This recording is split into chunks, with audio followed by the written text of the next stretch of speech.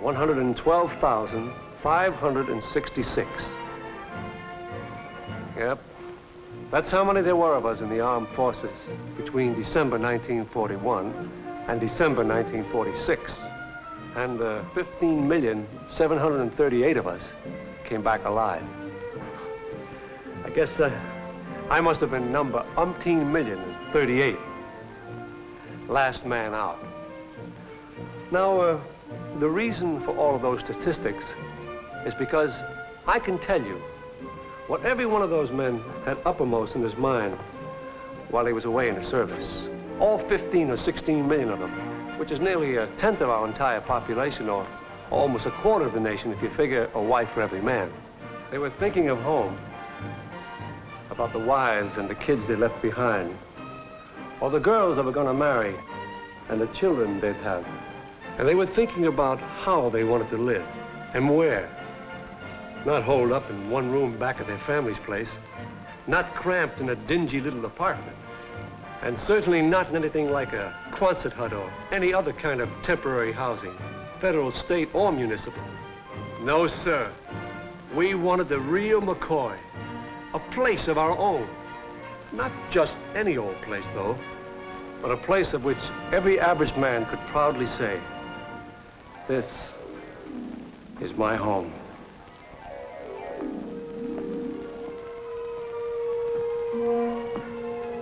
The trouble was, though, that back there in 46 and 47, for every million dreams and urgent need for housing, only 1,000 new homes were being built. Nationwide, it was a pretty critical problem. And as an XG, another on the way, I'd have been smack right in the middle of that problem, except for a very fortunate circumstance. This particular gentleman happens to be my father.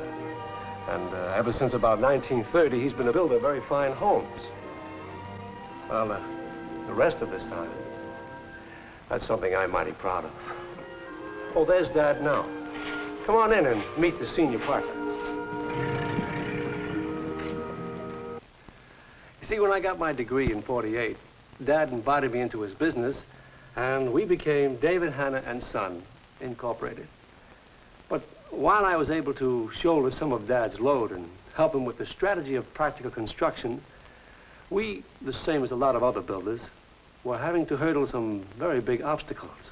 You see, even in 48, the construction of new homes was beginning to increase at such a rate that the economists and financiers had to rub their eyes to be sure they could believe what they were seeing. But because most of the building was being done by relatively small firms like ours, there was a feeling in certain places and among certain people that this was just a flash-in-the-pan business. Somehow they had it figured that popular demand for our type of new home was only a temporary fad. That feeling was expressed by an old friend of the family, a man I'd known since I was a kid, and through whom, frankly, Dad and I hoped to obtain a much-needed loan. Hello, I'm Alan Hanna. I have an appointment with Mr. Brackett. How are you, young fella? Fine, fine. Sit down. Thank you. What have you got on your mind? Well, it's about this housing development Dad and I are going into. Housing development? I thought you had studied engineering. Oh, I did, sir. But I'm using my engineering training as a means of helping Dad expand his business. Your dad's always done all right, young fella. What are you trying to turn him into, a speculative builder? Well, there's always a certain amount of speculation in every venture. But in reality, Mr. Brackett, we're merchant builders. In my opinion, the more houses you try to produce, the worse they're going to be. Well, why do you say that, sir? Well, take my own house, built 30 years ago. Solid as a rock. It took time. Minimum construction standards are much higher than they ever were in the past. And when those high standards are combined with all the new materials and building techniques which have been developed in recent years, you'll find that the average home being built today far exceeds in dollar-for-dollar value the house you had custom built for yourself 30 years ago. Maybe so, but my argument still stands. That the very nature of home building compels it to use old-fashioned methods because every house has to be built as an individual item. Have you had an opportunity to go out and see the methods we actually do employ? Not just Dad and myself, but both large and small operations, which are indicative of how this industry is really developing. Industry? How can you regard it as an industry when it's scattered all over the map, working on a piecemeal basis? Well, that's an inescapable requirement of our business.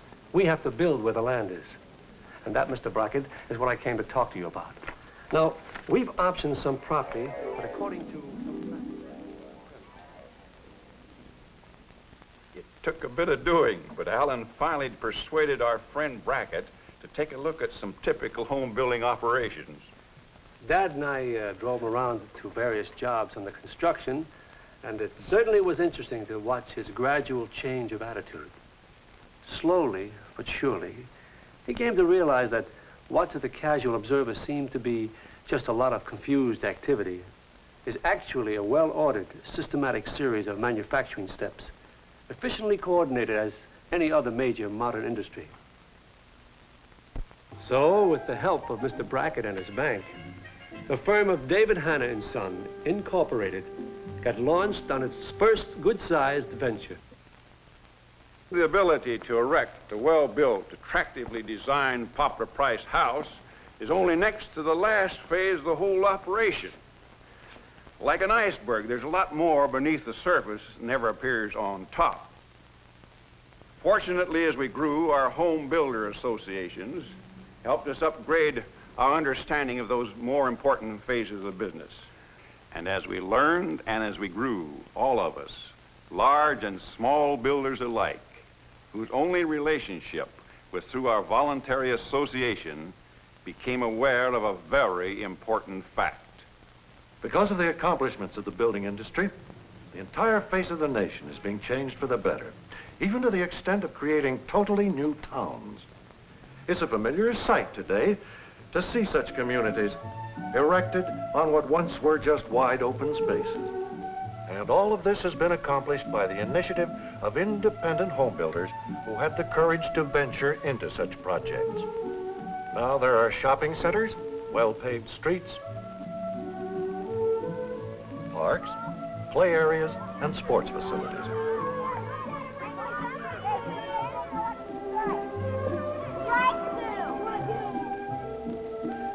But while the large organizations have created such new communities, many smaller companies, using the same modern methods as the big fellows, have produced a major portion of the annual average of more than 1 million new homes during every year since 1948. Quite a difference from 1945, when less than 200,000 single-unit dwellings were built. But even though some 15 to 20 million families have been able to find and buy exactly the kind of new house they wanted during these recent years, much of the public still doesn't realize the benefits that the home building industry brings to their own community. A good example is what happened to me a while back when I was asked to address a PTA meeting at a high school in an area where we were proposing to put up a large number of homes. Ladies and gentlemen, many of us are inclined to lose sight over what good homes we are able to build and buy in this country. And what we mean when we say a home is an excellent investment. I gave your school projectionists some slides, which I would like to use to illustrate my remarks. May we have them now, please? To begin with, I want you to see what the average and even better than average living conditions are like in modern Europe.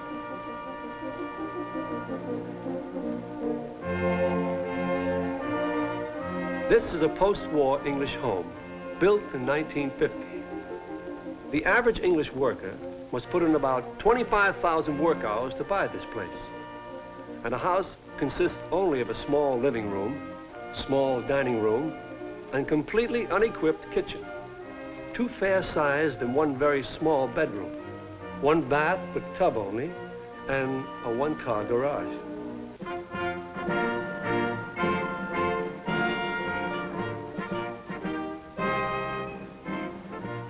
Here's the average new home being built in France today, if you're lucky enough to be able to buy it, because application lists are so long that people have to wait years for even an apartment.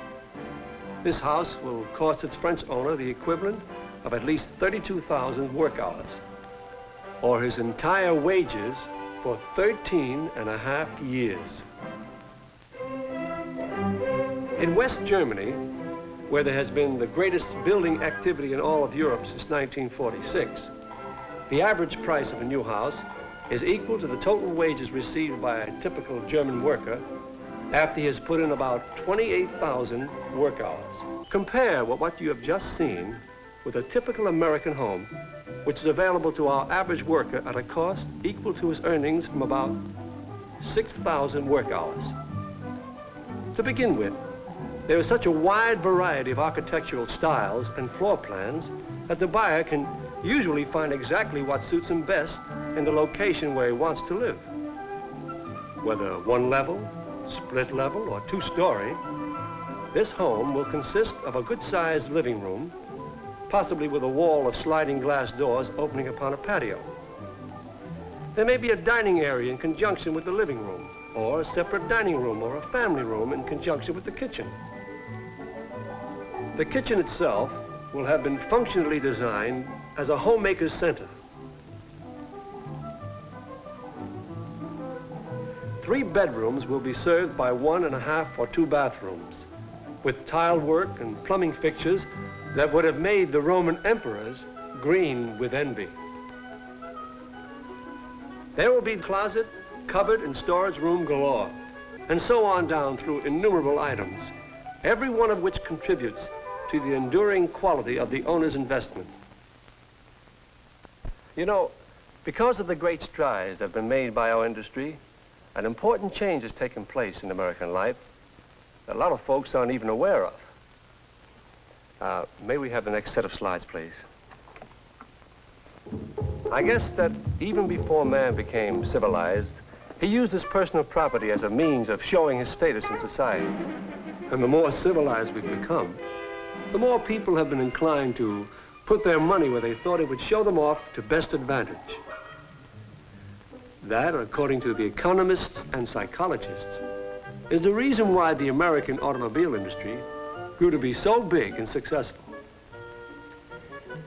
Even though 30 to 40 years ago, people didn't need cars as they do today, the American public developed a national habit of buying new models as fast as the styles changed, in spite of the fact that their old cars still have plenty of life in them. Now, what does it cost to do this? Well, if a man bought his first car at a cash price of $3,000 and continued to trade it in every other year for a new one at the same price, allowing for an average depreciation of $1,000 per year and a trade-in value of $1,000 per car, in 20 years' time, he would have invested a total of $23,000 in new car purchases. Bear in mind that that figure doesn't include interest or carrying charges or operating and maintenance costs.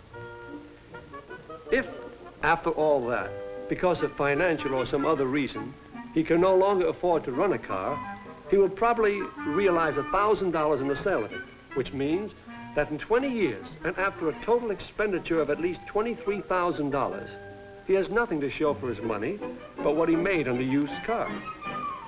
Naturally, practically all of us, and especially we homeowners, need an automobile. But just compare the case history of that man and his car with another man and his purchase of a home upon which a down payment of $3,000 was made and applied to a 20-year mortgage. At the end of that time, the owner not only holds full title to his property, but the property itself has very likely appreciated considerably in value. Well, I guess I haven't been very subtle in stating my case.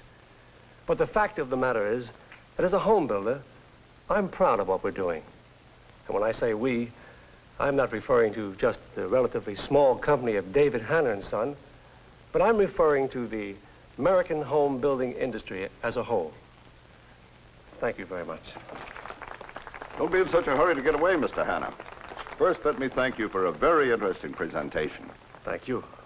While you were speaking, somebody in the audience sent a little note up to me suggesting that I ask you a specific question. But I think it best if that gentleman put the question to you himself. Would you please? What's the potential of job opportunities for young men who might want to get into the home building industry? In every one of the building trades, there is a continuing need for manpower, so that the right young man is bound to find employment.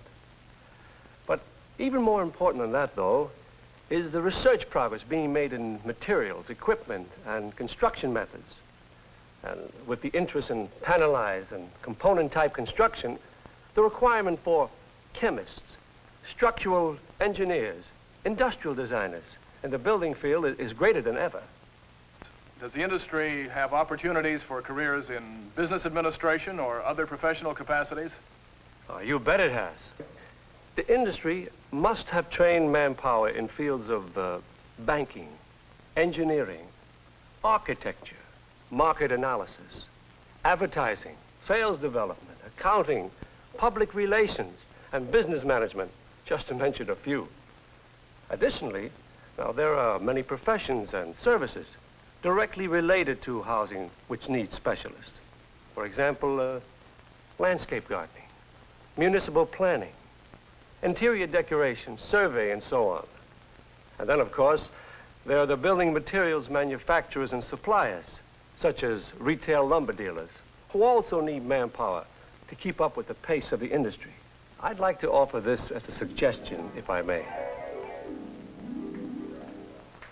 That's the first public speech I ever made in my life. And I remember it now just as vividly as when it happened. It's a curious fact, but very few people have even the slightest idea of all that it takes to build a house. I think that one of the most impressive things I ever heard about the home building industry was at a Chamber of Commerce meeting Alan and I attended not so long ago. The eminent economist, Robert Stevens, was the guest speaker.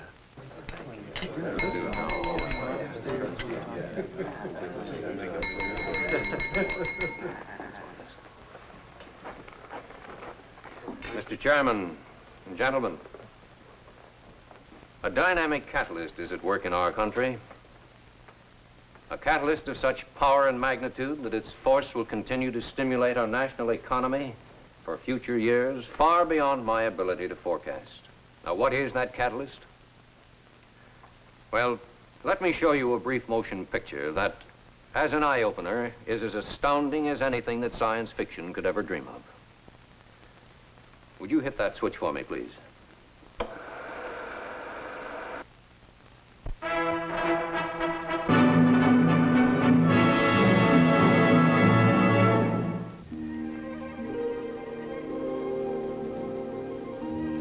Upon an open field, quite similar to any upon which our early pioneers first settled, there's a vast prairie some 30 miles beyond the center of a thriving town. Here, enterprising builders, in anticipation of the construction of certain new industrial plants in an adjoining area, have bought land for the purpose of erecting homes for the coming influx of personnel. So the survey is made. The lots marked out, the proposed streets lined up. And from that moment on, like dropping a pebble into a pond and watching the ripples radiate, men and machines, raw materials and supplies, salesmen, distributors, transportation, and a multiplicity of other things and other people, as far as thousands of miles away, will be motivated by its effect. So widespread is the influence of this dynamic catalyst, and so oft repeated is its stimulant impulse, that what occurs can be best comprehended by concentrating on the building of just one home and its ultimate possession by one family. For what takes place in order to create this single incident is identical to that which happens whenever and wherever a new home is built. Multiply then this one event by the similar thousands that are manifesting themselves every day of every year throughout America. From our well-conserved forests comes the timber for framing lumber, flooring, siding, cabinets, and other millwork.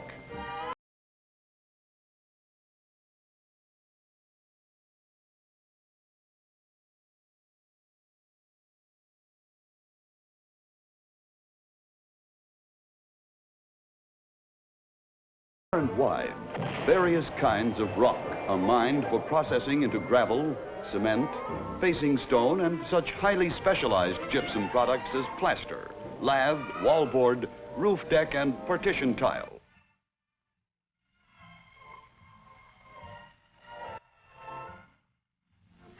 From other mines come copper, lead, iron, nickel, and bauxite ores to be smelted, milled, and then fabricated into the innumerable metal products needed in home building. From aluminum for thermal barriers and tungsten for light bulbs to steel, iron, copper, and brass for nails, girders, conduit, plumbing, wiring, hardware, and fixtures, and molten slag for the production of mineral wool insulation. Paint factories, wallpaper plants, glass works for windows, kilns for the making of ceramic tile, brick masonry, clay drainage pipes, vinyl plastic, cork, linoleum, and wood parquetry for finished flooring. All of this production, plus even more, is needed to supply only the basic structural materials for just one house. And so that the completed home can function according to up-to-the-minute American standards of living, it must also possess durably beautiful plumbing fixtures in the bathrooms, the utility room, and the kitchen. Heating and air conditioning and hot water equipment whose intricate mechanism of electrical parts and thermostats make them fully automatic and trouble-free. And the washer, dryer, refrigerator, and freezer, oven and range, the electric dishwasher and waste disposer, even possibly a radio-controlled garage door opener.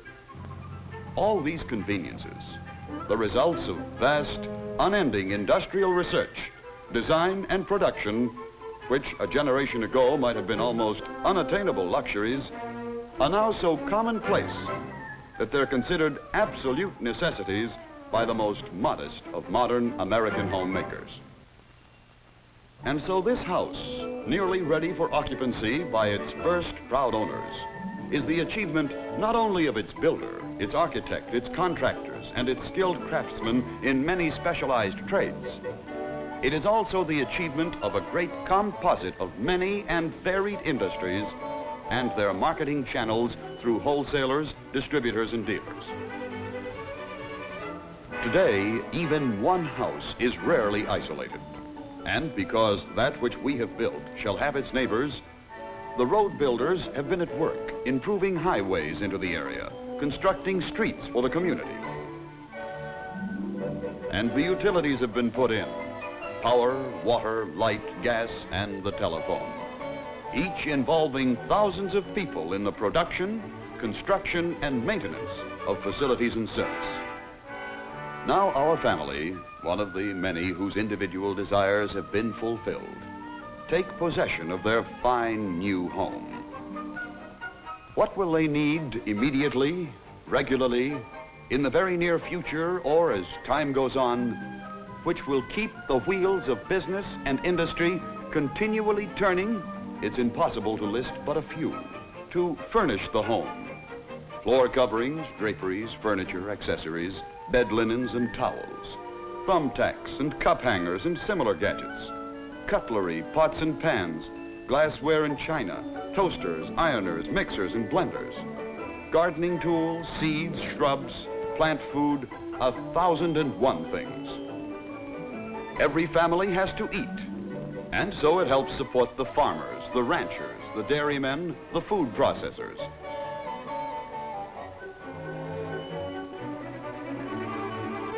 The butcher, the baker, the produce dealers. Because the family want to be entertained, they have a TV set, a radio, a phonograph. They go to the movies, to restaurants, to nightclubs. And all these goods and services must employ people to supply the family's needs. Drug and proprietary stores, wearing apparel dealers, other retail establishments. Each exists and prospers only by serving the family. And the goods which they sell are the product of millions of people in thousands of large and small factories which manufacture everything from paper napkins to vitamin pills.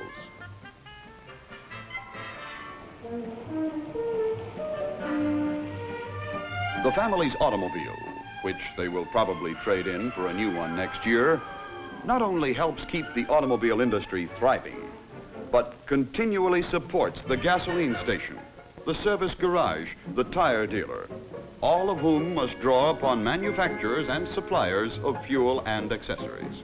And of course, this one family, like all its neighbors, pay their taxes to maintain schools, museums, recreation areas, roads, and every other function of local, state, and national government.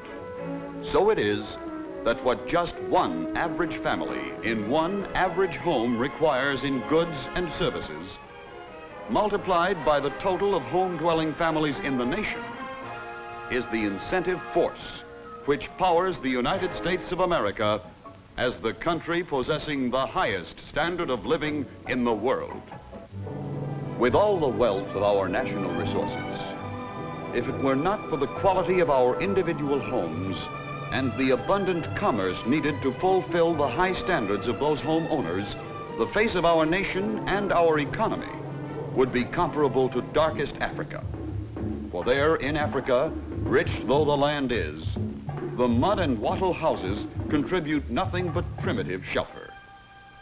In the eyes of the rest of the world, modern American housing is the epitome of convenience and comfort, even of luxury. It's something that is envied by people everywhere, no matter what their wealth or social standing might be.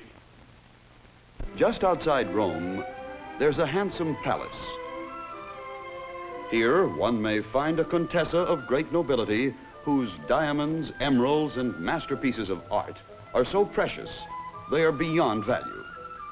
Yet, this contessa would indeed be happy if she could have only one of the many conveniences of even the most modest American house, central heating. In England, a certain duke owns an estate which is so vast that it includes several villages. Within the castle, there are more than 100 sumptuously furnished rooms. Yet his lordship would be delighted if he had but one bathroom so equipped that when he turned on the tap, he would get an instant flow of piping hot water.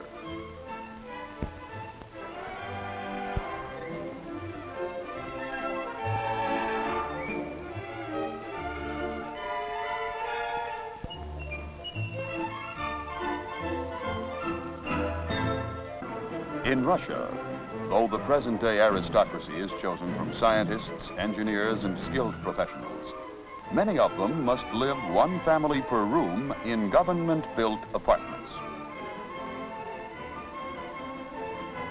During an American exposition in Moscow, hundreds of thousands of citizens from all over the USSR visited a model American home. They could hardly believe what they saw, for to them, this house, which was representative of those owned by millions of average American factory workers, far surpassed in true value the residences of the important Russian commissars. No matter how enormous the industrial capacity of a nation may be, from its harnessing of hydroelectric power, its steel production, its number of machine tools, the size of its labor forces, on into the skill of its scientific research, only if the greatest part of this industrial output is in consumer goods designed for, priced for, and made available to all the people of every community, does it contribute anything to a higher standard of